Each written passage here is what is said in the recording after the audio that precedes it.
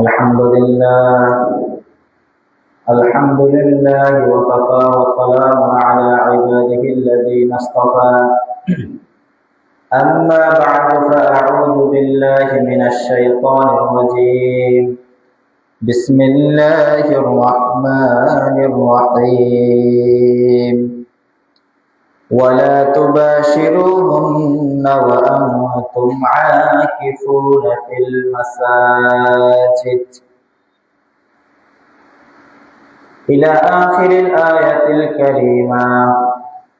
آمنت بالله صدق الله العلي العظيم وصدق رسوله النبي الكريم.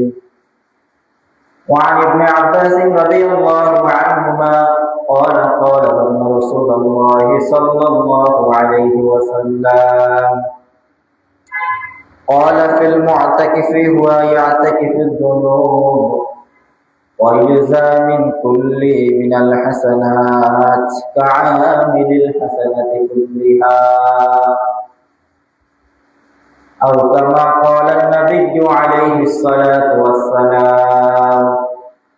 মহান আল্লাহ পাক রব্বুল আলামিনের দরবারে অশেষ শুকরিয়া যে আল্লাহ পাক রব্বুল ইজ্জত আমাদেরকে আজ 19শে রমাদান আল্লাহ পাক রব্বুল আলামিন আল্লাহ পাকের ঘরে জোহরের নামাজকে আদায় করার পর এক দল আল্লাহ তাআলার মকবুল বান্দাদেরকে নিয়ে দ্বীনি কিছু কথা বলার এবং দ্বীনি কিছু কথা শোনার তৌফিক দান করেছেন। এজন্য সকলেই শুকরিয়া আদায় করি আলহামদুলিল্লাহ। আলহামদুলিল্লাহ। রমজান মাস প্রায় শেষ, আজকে যদি 19-এর দিন শেষ আর 11 কিংবা 12টা আছে। তো এখন এই পর্যায়ে আমাদের গুরুত্বপূর্ণ একটি আমল হচ্ছে ইতিকাফ। আর ইনশাআল্লাহ আজকের আলোচনা হবে আমাদের ইতিকাফের ফজিলত, ইতিকাফের মাসাইল এই সম্পর্কে আলোচনা হবে। ইতিকাফ করার কথা এটা পবিত্র কোরআন কারীম থেকে সাবিত। আল্লাহ পাক রব্বুল আলামিন সূরাতুল বাকারার 187 নং আয়াতের শেষের দিকে বলে ওয়ালা তুবাশিরুহুন্না ওয়া আনতুম আকিফুনা ফিল মাসাজিদ। যখন তোমরা মসজিদে অবস্থান করবে, আকিফুন ইতিকাফ করবে, ওই সময় ওয়ালা তুবাশিরুহুন্না কিছু নির্ধারিত কাজ আছে, ওই কাজগুলো করা যাবে না। তার মানে আমরা পেলাম ইতিকাফ করা এটা পবিত্র কোরআন কারীম থেকে সাবিত। স্বয়ং আল্লাহ পাক রব্বুল আলামিন ইতিকাফ করার জন্য আদেশ দিয়েছেন। তবে এটা ফরজ বিষয় নয়, ওয়াজিব বিষয় নয়, একটি মুবাহ বৈধ বিষয়, সুন্নাত বিষয়। রাসূলের স্ত্রী আম্মা জান আয়েশা সিদ্দিকা রাদিয়াল্লাহু আনহা তিনি বলেন রাসূল সাল্লাল্লাহু আলাইহি ওয়াসাল্লাম রমজানের শেষ দশকে ইতিকাফ করতেন। রমজানের শেষ দশকে কি ইতিকাফ করতেন। যে বছর রাসূল সাল্লাল্লাহু আলাইহি ওয়াসাল্লাম দুনিয়া থেকে বিদায় নেবেন, ওই বছর রাসূল সাল্লাল্লাহু আলাইহি ওয়াসাল্লাম 20 দিন ইতিকাফ করেছেন। কয় দিন? 20 দিন। মাঝের 10 দিন, শেষের 10 দিন, এই 20 দিন রাসূল ইতিকাফ করেছেন। যে বছর রাসূলুল্লাহ সাল্লাল্লাহু আলাইহি ওয়াসাল্লাম পৃথিবী থেকে বিদায় নিয়েছেন। রাসূল সাল্লাল্লাহু আলাইহি ওয়াসাল্লামের ইন্তেকালের পর উম্মাহাতুল মুমিনিন, মুমিনদের মা, আজওয়াজে মুতাহহারাত, পবিত্র স্ত্রীগণ, ওনারা ইতিকাফ করেছেন। ওনারা কি করেছেন? ইতিকাফ করেছেন। কথা বুঝতেছেন? ইতিকাফ অর্থ কি? ইতিকাফ কাকে বলে? প্রত্যেকটা শব্দের দুইটা অর্থ থাকে, শাব্দিক অর্থ, পারিভাষিক অর্থ। ইতিকাফ অর্থ হচ্ছে আল মাকসু, অবস্থান করা। কি করা? অবস্থান করা। কোথায় অবস্থান করব সেটা আলোচনা পরে। পুরুষরা কোথায় অবস্থান করবে, নারীরা কোথায় অবস্থান করবে। তো অবস্থান করে কি করবে? অবস্থান করে নিজেকে দুনিয়া থেকে দূরে রাখবে, আল্লাহ তাআলার সান্নিধ্য অর্জন করার জন্য, আল্লাহ তাআলার ভালোবাসা পাওয়ার জন্য, দুনিয়া থেকে বিচ্ছিন্ন হয়ে মসজিদের এক কোণে অবস্থান করবে। মসজিদের এক কোণে কি করা? অবস্থান করাকে ইতিকাফ বলা হয়। ইতিকাফের প্রকার আছে। ইতিকাফ 3 প্রকার। ইতিকাফ কত প্রকার? 3 প্রকার। একটু মনোযোগ সহকারে শুনবেন না হারিয়ে যাবে। এক প্রকারের ইতিকাফ হচ্ছে ওয়াজিব, আরেক প্রকারের ইতিকাফ হচ্ছে সুন্নাত, আরেক প্রকারের ইতিকাফ হচ্ছে মুবাহ। ওয়াজিব ইতিকাফ কোনটা? যেমন ওমর রাদিয়াল্লাহু তাআলা আনহু তিনি রাসূল সাল্লাল্লাহু আলাইহি সাল্লামকে বললেন, ইয়া রাসূলুল্লাহ, আমি তো আইয়ামে জাহিলিয়াতে ইতিকাফের করব এই ব্যাপারে নিয়ত করেছিলাম, মান্নত করেছিলাম। এখন যেহেতু আইয়ামে জাহিলিয়ত শেষ, এখন যেহেতু আমি ইসলামের যুগে আছি, আমি কি সেই ইতিকাফকে পুরা করব? রাসূল বলছে, হ্যাঁ তুমি পুরা করো। তাহলে এক প্রকারের ইতিকাফ হচ্ছে কেউ যদি নিয়ত করে যে আমি এতদিনের ইতিকাফ করব, এতদিনের কি করব? ইতিকাফ করব, রমজান ছাড়া রমজানের বাইরে হোক, এটা হচ্ছে একবার ওয়াজিব, সে পূরণ করতেই হবে। আরেক প্রকারের ইতিকাফ হচ্ছে ইতিকাফে সুন্নাহ, সুন্নাহ ইতিকাফ করা। সেটা হচ্ছে আগামীকাল থেকে নিয়ে আকাশের চন্দ্র ওঠা পর্যন্ত, অর্থাৎ রমজানের শেষ দশকে ইতিকাফ করা। এই ইতিকাফকে বলা হয় সুন্নাহ ইতিকাফ করা। কি ইতিকাফ? সুন্নাত ইতিকাফ। যে ইতিকাফ রাসূল করেছেন, রাসূলের ইন্তেকালের পর আম্মাজানরা করেছেন, আজওয়াজে মুতাহহারাতরা করেছেন। 2 3 নম্বরের ইতিকাফ হচ্ছে এমনি সাধারণ ইতিকাফ করা। সেটা 2 মিনিটের জন্য হতে পারে, 5 মিনিটের জন্য হতে পারে। 3 নম্বরে যে ইতিকাফটা আছে, ওই ইতিকাফটা কেমন? আমি মসজিদে যখন ঢুকবো তখন নিয়ত করব যে আমি মসজিদে কারোর সাথে কথা বলবো না। কারোর সাথে কি? কোনো কথা বলবো না। তাহলে এটা আপনার ইতিকাফ হয়ে গেল। এটা আপনার কি? ইতিকাফ হয়ে গেল। মানে আপনি মসজিদে অবস্থান করছেন, কারোর সাথে কথা বলছেন না, কারোর সাথে কি কথা বলছেন না। মসজিদে প্রবেশ করার যে 5টা সুন্নাত, বের হওয়ার 5টা সুন্নাত, ওই 5টা সুন্নাতের মধ্যে তো বিসমিল্লাহ পড়া, দোয়া পড়া, ডান পা দিয়ে প্রবেশ করা, ইতিকাফের নিয়ত করা। তো এই ইতিকাফের নিয়ত করা ও সুন্নাহ। এই ইতিকাফের জন্য রোজা লাগে না। কি লাগে না? রোজা লাগে না। তবে রমজানের শেষ দশকে যে ইতিকাফ করা হয়, ওই ইতিকাফের জন্য রোজা লাগে। রোজা ছাড়া কি নাই? ইতিকাফ নাই। আম্মা জান আয়েশা সিদ্দিকা রাদিয়াল্লাহু আনহা তিনি বলেন, লা ইতিকাফা ইল্লা বিনিয়াতিন, নিয়ত ছাড়া কোনো ইতিকাফ নাই। ওয়ালা ইতিকাফা ইল্লা ফি জামিআইন মাসজিদিন, জামিআ মসজিদ, যে মসজিদে জুমা হয় 5 ওয়াক্ত নামাজ জামাতের সাথে হয়, ওই মসজিদ ছাড়া পুরুষরা কোথাও ইতিকাফ করলে ইতিকাফ হবে না। এরপরে বলছেন ওয়ালা ইতিকাফা ইল্লা বিসাওমিন, রোজা ছাড়া কোনো ইতিকাফ নাই। আম্মা জান আয়েশা থেকে হাদিসটা রওয়ায়াত। তাহলে ইতিকাফ 3 প্রকার। এক প্রকারের ওয়াজিব, সেখানে রোজাও লাগবে, ইতিকাফ লাগবে। দ্বিতীয় প্রকারের ইতিকাফ যেগুলো রমজানের শেষ 10 দিন করা হয়, রমজানের কি শেষ 10 দিন করা হয়, সেটাকে বলা হয় সুন্নাহ ইতিকাফ। সেখানে রোজাও লাগবে, ইতিকাফও লাগবে। 3 নম্বর যে ইতিকাফ, ওই ইতিকাফের মধ্যে রোজা লাগবে না। আপনি চাইলে 5 মিনিটের জন্য করতে পারেন, 2 মিনিটের জন্য করতে পারেন, 1 দিনের জন্য করতে পারেন। যে আমি মসজিদে প্রবেশ করব, কারোর সাথে কথা বলবো না, অথবা আমি আজকে মসজিদে পুরা দিন থাকবো, সেখানে আমি কারোর সাথে কথা বলবো না, আল্লাহ তাআলাকে পাওয়ার জন্য। ইতিকাফ করার উদ্দেশ্য কি? ইতিকাফ করার উদ্দেশ্য কি? আমরা যারা ইতিকাফ করব তারা তো মনোযোগ সহকারে শুনবো, যারা করব না তারাও শুনবো। ফাজাইল তো, মাসাইল তো, এক একটা মাসালা শিক্ষা করা 1000 রাকাত নফল নামাজ পড়া থেকে উত্তম। 1000 রাকাত নফল নামাজ পড়লে যে সওয়াব, এক একটা মাসালা যদি আপনি শরীয়তে জানেন, আল্লাহ তাআলা আপনার আমলনামায় এই পরিমাণ সওয়াব দিয়ে দিবে। তো ইতিকাফ কেন করা হয়?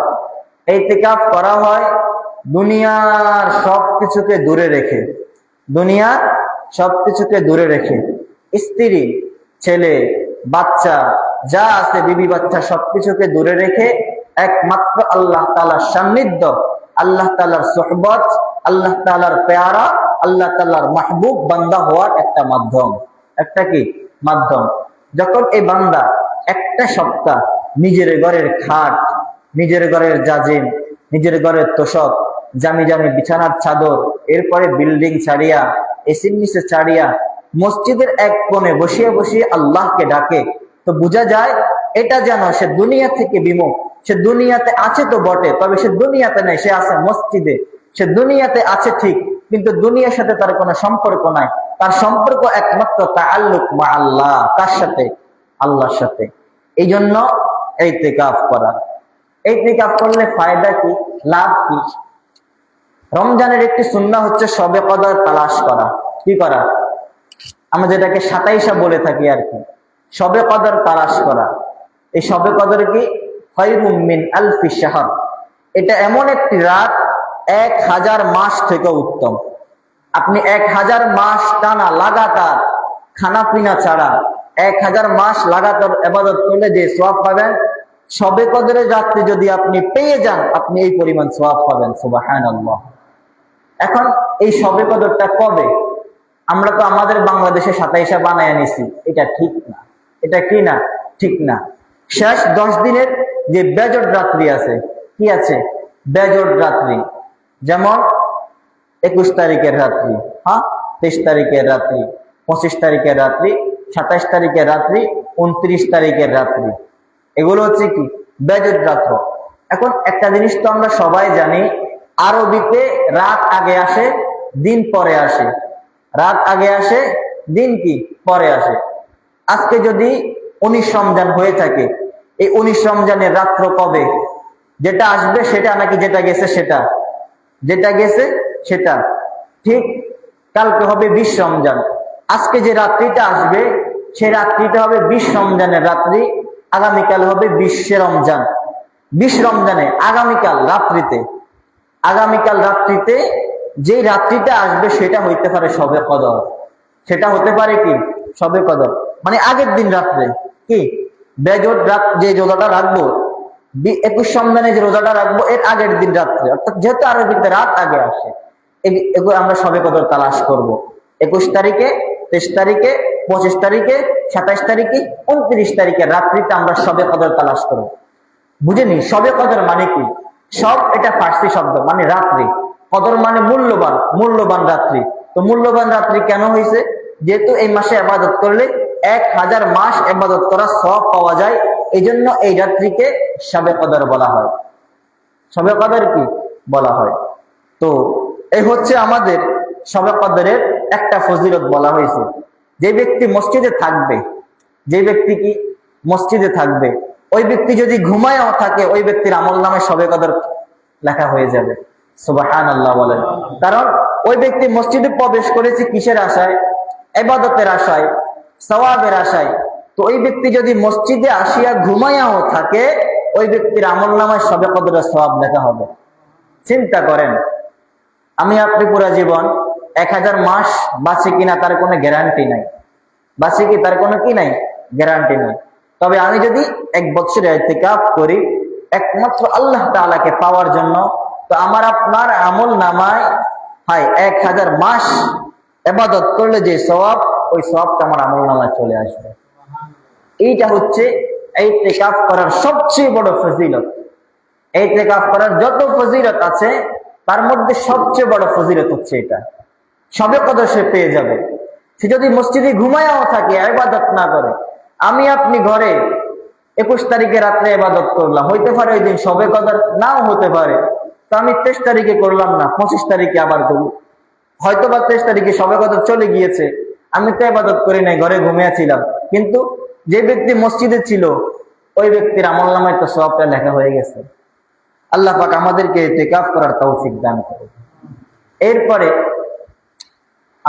ইতিকাফ করার একটা ফজিলত, আব্দুল্লাহ ইবনে আব্বাস রাসূলের সাহাবা ভাই থেকে একটা হাদিস, তিনি বলেন, ক্বালা রাসূলুল্লাহ সাল্লাল্লাহু আলাইহি সাল্লাম ফিল মুআতাকিফ, যারা ইতিকাফ করে তাদেরকে আরবি ভাষায় মুআতাকিফ বলা হয়, আর মসজিদকে মুআতাকাফ বলা হয়। তো মুআতাকিফ ব্যক্তির বেলায় রাসূল সাল্লাল্লাহু আলাইহি ওয়াসাল্লাম বলেন, হুয়া ইয়াতাকিফু যুনুব, সে কিসের থেকে বেঁচে থাকে? গুনাহ থেকে বেঁচে থাকে। ওয়াইজা মিনাল হাসানাতি, তাকে প্রত্যেক নেকি দেওয়া হয়। কাআমিলিল হাসানাতি কুল্লিহা, মসজিদের বাইরে যত নেক আমল হবে, মসজিদের বাইরে যত নেক আমল হবে, যেই ব্যক্তি মসজিদে ইতিকাফ করবে সে ব্যক্তি এই সওয়াব পেয়ে যাবে, যদিও বা সে আমল না করে। মনে করুন কেউ যদি জানাজার নামাজ পড়ে কাউকে মাটি দেয়, সে 3 কিরাত সওয়াব পায়। 3 কিরাত মানে কি?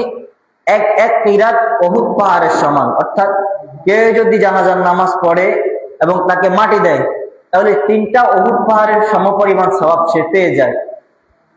এটাকে যে সেখানে যাবে, আর যে ব্যক্তি ইতিকাফ করবে সে ব্যক্তি না গেলেও এই সওয়াবটা পেয়ে যাবে। সুবহানাল্লাহ বলবেন না একটু? এরপরে মনে করুন যে অসুস্থ ব্যক্তিকে দেখতে গেলে সওয়াব আছে কিনা? সওয়াব অবশ্যই আছে। আপনি মসজিদে আছেন, আপনার এলাকার একটা লোক অসুস্থ, আপনি যাইতে পারেন না, তবে আপনার আমলনামায় সেই সওয়াবটাও লেখা হবে।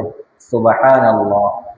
এরপরে মনে করুন আপনার এলাকায় কোনো জায়গায় জিহাদ হচ্ছে, মুজাহিদিনে কারাম কোনো জায়গায় যুদ্ধ করতেছে, আপনি মসজিদে ইতিকাফ অবস্থায় আছেন, তো আপনার আমলনামায় ওই জিহাদের সওয়াবটাও লেখা হবে।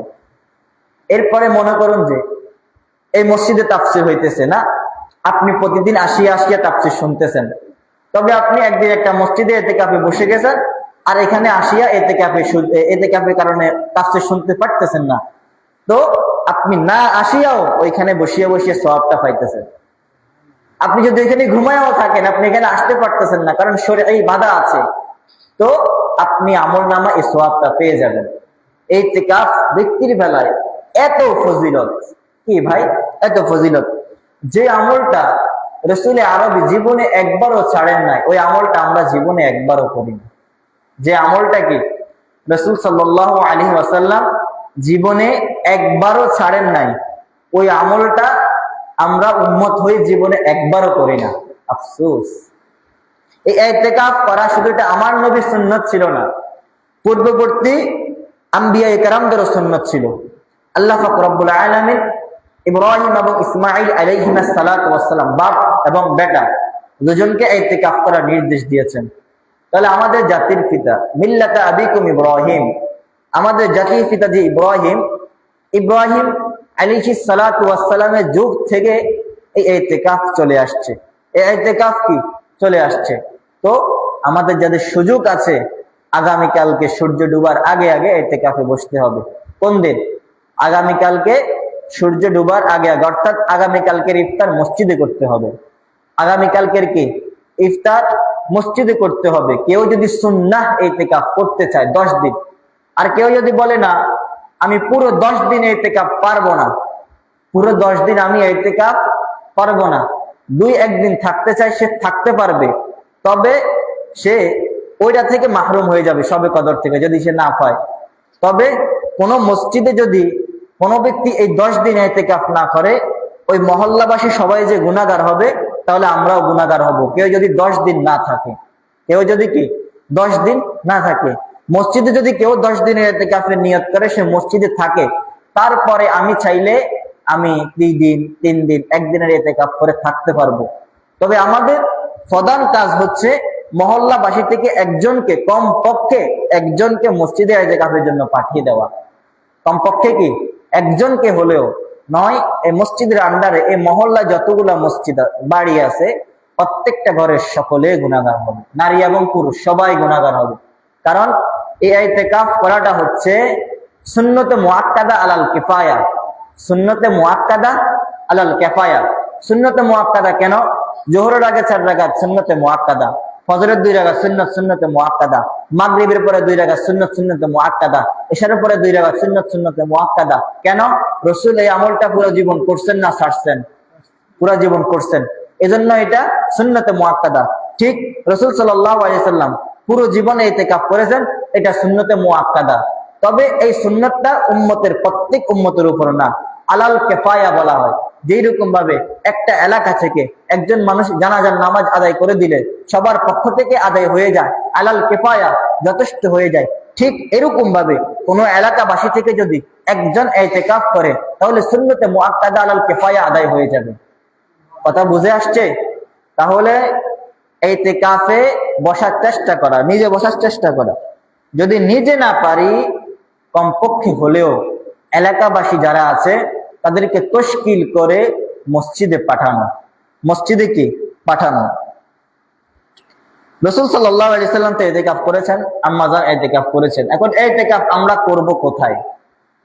নারীরাও তো আগে যুগে মসজিদে ইতিকাফ করেছেন, রাসূলের জামানায়, রাসূলের পরে আবু বকরের জামানায় করেছেন, ওমরের জামানা থেকে মসজিদে মহিলারা ইতিকাফ করা নিষেধ। কারণ ওমর রাদিয়াল্লাহু আনহুর জামানায় মহিলাদের মধ্যে কিছু ফিতনা দেখা গেছে। কি দেখা গেছে? কিছু ফিতনা দেখা গেছে। এই জামানায় অনেক আমাদের শায়েখ আহলে হাদিসে তাদেরকে দেখা যায়, অনেকে বলে থাকেন যে মহিলারা মসজিদে ইতিকাফ করতে পারবে।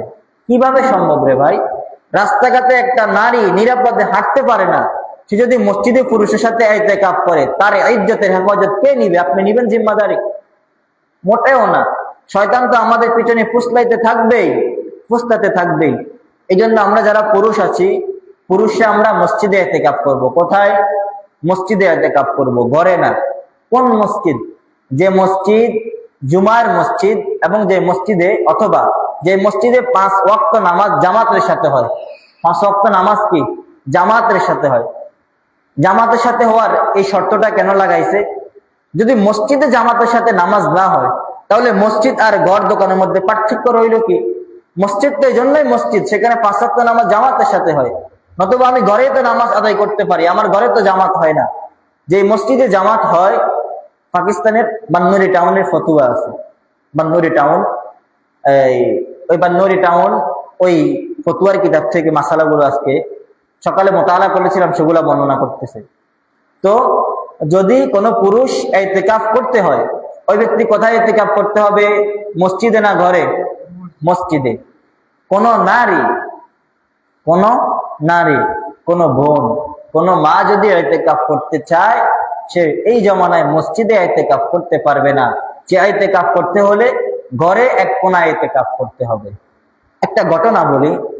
একজন সাহাবিয়া, মহিলা সাহাবী, তার নাম ছিল উম্মে হুমাইদ, হুমাইদের মা।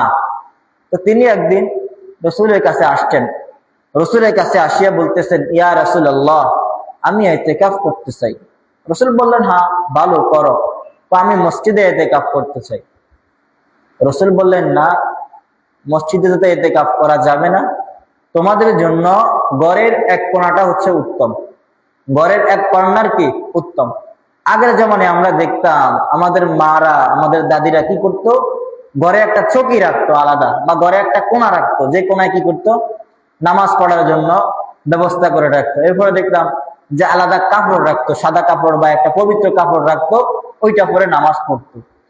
এই জমানার মা বোনদেরকে এটা দেখা যায় না। এই জমানায় আমরা ঠিক ডুপ্লেক্স বাড়ি করি, 2 তলা 3 তলা ফাউন্ডেশন নিয়ে বাড়ি করি ঠিক, তবে আমার ঘরের একটা কর্নার নামাজের জন্য আলাদা করে রাখা হয় না। কি রাখা হয় না? হিন্দুদের বাড়িতে গিয়ে দেখেন, ঠিক তারা কি করে? তাদের ঘরে একটা কর্নার রেখে দেয়, মূর্তি রেখে দেয় ইবাদত করার জন্য। কিন্তু আমরা আমাদের ঘরে সামনে ড্রয়িং রুম রাখতে পারি, টিভি রাখার জন্য বড় প্রশস্ত ডেকোরেশন করে টিভি রাখার জন্য বানাইতে পারি। কিন্তু ইবাদত করার জন্য আমরা মুসলমান হয়ে আমাদের ঘরে একটা কর্নার নাই, একটা কি নাই? কর্নার নাই। এটা আমাদের জন্য খুবই দুর্ভাগ্যবশত। তো রাসূল সাল্লাল্লাহু আলাইহি সাল্লাম বলেছেন, তুমি তোমার ঘরের এক কর্নারে গিয়ে সেখানে কি করো? ইবাদত করো, সেখানে ইতিকাফ করো। আর যদি এরকম ঘরের কোনো লুকায়িত কর্নার না থাকে, তাহলে তুমি তোমার ঘরের একটা জায়গা, একটা রুমকে মসজিদ বানিয়ে নাও। একটা রুমকে কি বানিয়ে নাও? মসজিদ বানিয়ে নাও। মানে মনে করবা যে আমার এই দরজা থেকে এই দরজা, এই জায়গাটা হচ্ছে আমার মসজিদ। সুতরাং এইখান থেকে আমি বের হয়ে গেলে আমার ইতিকাফ ভঙ্গ হয়ে যাবে। বের হয়ে গেলে কি আমার ইতিকাফ ভঙ্গ হয়ে যাবে। অবশ্যই ভঙ্গ হওয়ার কারণ থাকতে হবে। এটা হচ্ছে মহিলাদের বেলায়। আর মহিলাদের জন্য ঘরের এক কোণে বসে ইতিকাফ করাটাই হচ্ছে উত্তম। মহিলাদের জন্য মসজিদে না আসিয়া ঘরে এক কোণে নির্জনে বসিয়া বসিয়া ইবাদত করাটা হচ্ছে উত্তম। ইবাদত করাটা হচ্ছে কি উত্তম। তাহলে আমরা যারা পুরুষ আছি, পুরুষরা ইতিকাফ করব কোথায়? মসজিদে। আর আমরা যারা নারী আছি, তারা ইতিকাফ করব ঘরের এক কর্নারে। আমরা যারা নারী আছি, তারা এরকম ভাবে মসজিদে আসিয়া ইতিকাফ করার সুযোগ আর নাই, সুযোগ আর কি নাই। একদিন রাসূল সাল্লাল্লাহু আলাইহি ওয়াসাল্লাম মসজিদে নববীতে প্রবেশ করেছেন। প্রবেশ করার পর তিনি দেখেছেন কয়েকটা হিমা, কয়েকটা তাঁবু আছে। রাসূল বলতেছে আমি মানুষ একা, তাবুত তো একটা থাকবে, এতগুলা কেন? কয়েকটা আম্মাজান আয়েশার জন্য, আরেকটা আম্মাজান হাফসার জন্য। রাসূল রাগান্বিত হয়ে গেছেন। কেন তারা মসজিদে ইতিকাফ করবে? তারা ঘরে ইতিকাফ করবে। সম্ভবত ওই বছর রাসূল সাল্লাল্লাহু আলাইহি ওয়াসাল্লাম আর ইতিকাফই করেন নাই। ওই বছর কি হয়তো এই একটা বার রাসূল ইতিকাফ জীবনে ছাড়ছেন, পরের বছর 10 দিনে সেটা আবার আদায় করে নিছেন। পরের বছর কি 10 দিনে সেটা আবার আদায় করে নিছেন। তাহলে দেখেন, রাসূল যিনি শরীয়ত আল্লাহ তাআলার পক্ষ থেকে পেয়েছেন, তিনি মসজিদে তার বিবিগণ ইতিকাফ করাকে পছন্দ করেন নাই। ইতিকাফ করাকে কি করেন নাই? পছন্দ করেন নাই। বলছে এখান থেকে তাবু ভেঙে নাও, এদেরকে বের করো, এরা ঘরে ইতিকাফ করে, মসজিদে কেন এরা ইতিকাফ করবে? কাজেই মহিলারা ইতিকাফ করতে হলে ঘরের এক কর্নারে ইতিকাফ করতে হবে। এরপরে ইতিকাফের কিছু মাসাইল, বিভিন্ন মাসালা ইতিকাফের আছে। ইতিকাফে বসিয়া মোবাইল চালাইতে পারবে কিনা, ইতিকাফে বসিয়া সিগারেট পান করতে পারবে কিনা। আমি গত রমজানে ফেনীতে এক জায়গায় জুমা পড়াইছিলাম, তো পরে শুনলাম যে ওই মসজিদারা ইতিকাফে বসছে, তারা সিগারেট খাওয়ার জন্য মাগরিবের পরে মসজিদ থেকে বের হয়ে যাইত।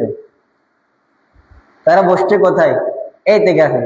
কিন্তু সিগারেটের এমন নেশা, নাউজুবিল্লাহ, তারা সিগারেট খাওয়ার জন্য মসজিদ থেকে বের হয়ে যাইত। মসজিদ থেকে কি বের হয়ে যাইত। সিগারেট খাওয়াটা মাকরুহ। কোন মাকরুহ? মাকরুহে তাহরিমি। যখন আচ্ছা মানুষ বলে যে আরে তোমার একটা থাপ্পড় দিলে কিচ্ছু হবে না, ঠিক আছে, একটা থাপ্পড় দিলে কিচ্ছু হবে না। যদি এক গালে থাপ্পড় 20-15টা দেয়, গাল থাকবে আর জায়গায়, অবশ্যই ব্যথা পাবে, সে আঘাতপ্রাপ্ত হবে। আমি মানলাম সিগারেট একবার খাওয়াটা মাকরুহ, তবে যে ব্যক্তির নেশা হয়ে গেছে তার জন্য হারাম। তার জন্য কি হারাম? ধূমপান করা। এইরকম ভাবে জর্দা খাওয়া, পানের সাথে কি খাওয়া? জর্দা খাওয়া। যদি কাউ জর্দা খাওয়াটা একবারে নেশা হয়ে যায়, তার জন্য জর্দা খাওয়াটাও হারাম। তার জন্য কি জর্দা খাওয়াটাও হারাম। জর্দা খাওয়া নেশা হবে কেন? শরীয়ত নেশা করা যাবে না। ঠিক ওরা কি করতো? এরকম মসজিদের বাইরে বাড়ায় সিগারেট পান করতো। এখন এই মাসালাগুলো আমাদের জানা দরকার। মসজিদের ভিতরে বসিয়া ইতিকাফ অবস্থায় টাচ মোবাইলে অনলাইন ব্যবহার করা যাবে কিনা, অনলাইনে ক্লাস করা যাবে কিনা, সিগারেট খাওয়া যাবে কিনা, এরপরে পরিবারের খবরাদি নেওয়া যাবে কিনা, মসজিদের বাইরে বের হয়ে কথা বলা যাবে কিনা, মসজিদের ইতিকাফ অবস্থায় গোসল করা যাবে কিনা, কি করা? গোসল করা যাবে কিনা, হ্যাঁ, এরপরে মসজিদের অজুখানাতে গোসল করা যাবে কিনা, অথবা মসজিদে যদি প্রস্রাব পায়খানা জায়গা না থাকে অন্য জায়গায় কিভাবে যাবে, এই সমস্ত মাসালাগুলো আলোচনা ইনশাল্লাহ করব।